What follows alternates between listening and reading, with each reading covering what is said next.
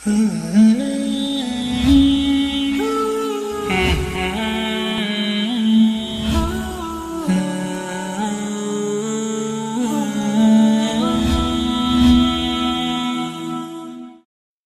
برائے انسداد دہشت گردی لاہور نے پیغمبر اسلام صلی اللہ علیہ وسلم اور صحابہ کرام رضوان اللہ علیہم اجمعین سمیت مقدس شخصیات کی توہین کے مرتکب تیمور رضا کو جرم ثابت ہونے پر سزائے موت سنا دی ہے۔ یاد رہے کہ سوشل میڈیا پر گستاخی کے الزام میں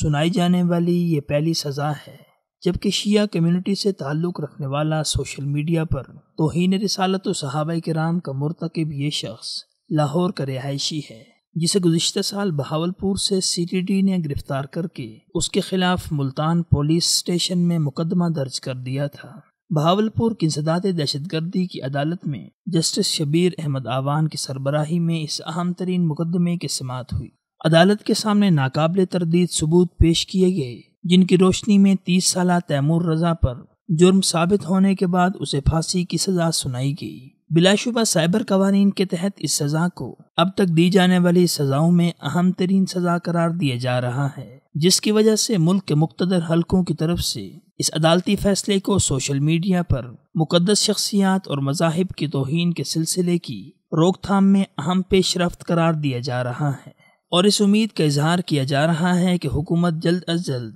اس سزا کے حکم نامے پر عمل درآمد کر کے قانون کی بالادستی کو یقینی بنائے گی۔ دوسری طرف اگر دیکھا جائے تو قابل توجہ امر یہ ہے کہ آئین پاکستان کی شق 295C کے تحت پیغمبر اسلام صلی اللہ علیہ وسلم کے خلاف تضحیک آمیز جملے استعمال کرنا، خواہ الفاظ میں ہوں یا بول کر، یا ان کے مقدس نام کے بارے میں شکوک و شبہات و تضحیک پیدا کرنا، ان سب کی سزا موت یا عمر قید کے ساتھ ساتھ جرمانہ بھی مذکور ہے۔ یوں سائبر کرائم بل کی منظوری کے بعد مقدس شخصیات کی توہین کے ارتکاب کرنے والوں پر قانونی گرفت کرنا اور بھی آسان ہو چکا ہے، لیکن اب اصل ضرورت اس امر کی ہے کہ ہر خاص و عام نہ صرف ان قوانین سے آگاہ ہو بلکہ وہ اس کا مؤثر استعمال بھی جانتا ہو تاکہ برائی کو اس کے منبع سے ہی کچل دیا جائے اور معاشرے میں اس عنوان پر پیدا ہونے والے پرتشدد واقعات کا سدباب بھی ہو سکے۔ پس متعلقہ حکومتی اداروں کو بھی مقدسات کی توہین و تضحیک کے حوالے سے قوانین کی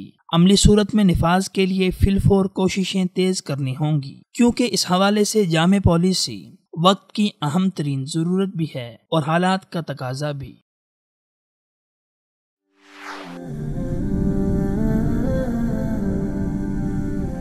وصال اردو، حق کا راہی